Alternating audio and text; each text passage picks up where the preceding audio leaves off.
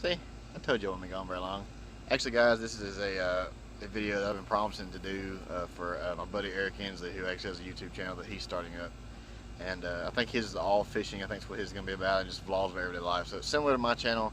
Mine's going to be a little bit different than his, but as far as what we're going to talk about today, it's just going to be fishing stuff. And I promised him that I would do a fishing video. So I think the first thing we'll talk about is what got me into bass fishing, which I will post bass fishing videos. I will put those videos on this channel. Just right now, I just don't have the time to do it right now. But I promise that I will. Sit back like you're supposed to. But I will post videos of me fishing, and I'll go in depth about what I'm doing and you know, the stuff I use. So you know, I'm not going to claim to be the best fisherman. I'm not going to claim that you know, I know everything about fishing, because I don't. Probably the best thing I ever heard about fishing was from a man I used to work for, and he was my assistant manager and a really good friend of mine. Actually, he doesn't live here anymore. He lives in Texas, and but he taught me a lot about fishing, and I thought I knew quite a bit, you know, about power fishing, and I still do. It's my favorite style of fishing to do. But he really taught me how to use plastics and jigs and stuff, and he told me, you know, I was glued to like one brand, and it was the only brand I was ever going to use. I was never going to change that. And I just made a dumb comment one day. I said, you know, why are there so many brands when, you know, this is the best brand you could use? And he said, well, everybody has their own thing. You know, that's the reason why there's more than one car type. You know, everybody likes different cars, everybody likes different fishing stuff. So he's the one that opened my eyes to other brands and other types of fishing. So you know, I got to thank Roger Clark for that. And you know, he's a really good guy. If you guys ever meet him anywhere and he, you know, talk him into fishing, he's an awesome guy to take fishing. But enough of memory lane driving today. I'm going to talk about what got me into bass fishing. And it's this right here.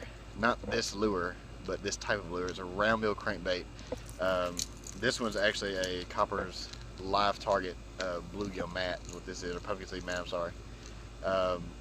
I love this bait. You know, I've only got one now. I've lost the three that I had.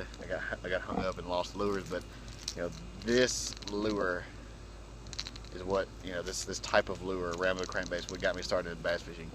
And I think I was about I think I was like 5 when I caught my first largemouth bass. My dad took me fishing, and we were crappie fishing, and I just didn't like float fishing. It was boring, you know, because all you do is cast out and you wait, and you wait, and you wait. And I'd always see these guys on TV throwing stuff and reeling it back in constantly, over and over. And for me, I was like, that's what I want to do. I want to do something that's more active. And I remember thinking that during that day of bobber fishing, and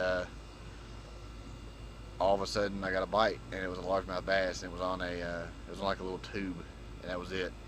And they got me hooked. So that next year, I upgraded from a Zebco 33 to a Quantum spinning reel. I don't remember exactly what kind, but I remember they don't make them anymore. But I started bass fishing then, and I don't really remember anything about that time period. I mean, I still did a lot of crappie fishing at that time, and I haven't caught a crappie since that age, which is a bummer. But I remember, I think I was about 9 when I caught my very first largemouth bass on the round bill crankbait by myself. I hooked it and everything, you know.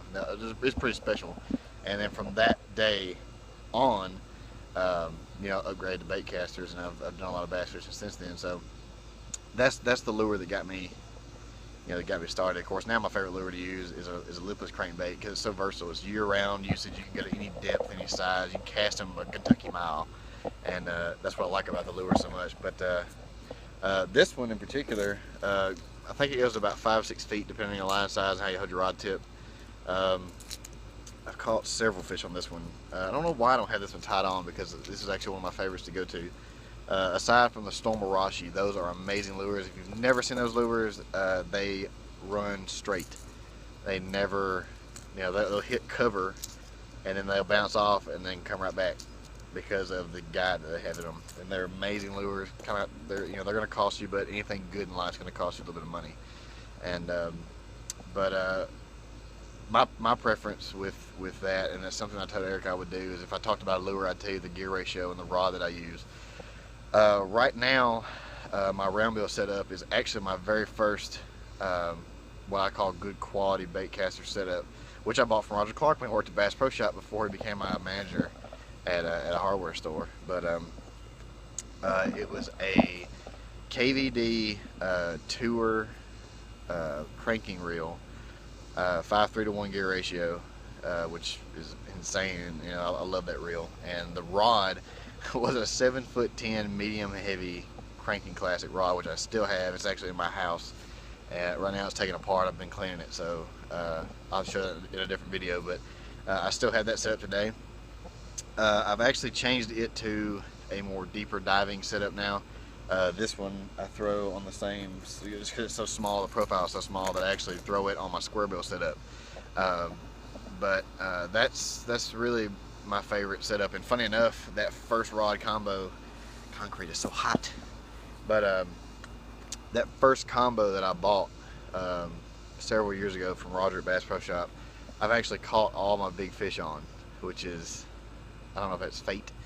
I don't know, but it's extremely weird that all the big fish I've caught in my life have come on that setup. And 5.5 pounds doesn't seem like a whole lot to some of the, the pros, and maybe some of you guys who are watching this now. Oh, I'll be 5.5 pounds. We're good for you. But in this small town, we do have a lake, and it's called New Lake. And a lot of people around here don't think there's big bass in there, but I caught my biggest bass to date. 5.5 pounds was at that lake. I have a picture of it on my phone. I'll try to post it if I can. But yeah, I mean, you can't beat it. To me, aside from playing guitar or writing songs, or just hanging out with my family and my friends, and fishing for me is a good release, but it's stressful too. There's a lot of things that you have to think about every time you go fishing. Even if it's fun for me, I'm still trying to think of different ways to get your fish, and what are they thinking about, and what am I going to have to throw to get their attention, because they're very picky and very smart, and we don't think about that. So that's all I've got for today, man. It was just this was the lure type that got me started on bass fishing, and yeah, I still throw it today. It's kind of hard to do it from land, but I find a way to do it. But guys, that's all I got for you today, and y'all take care.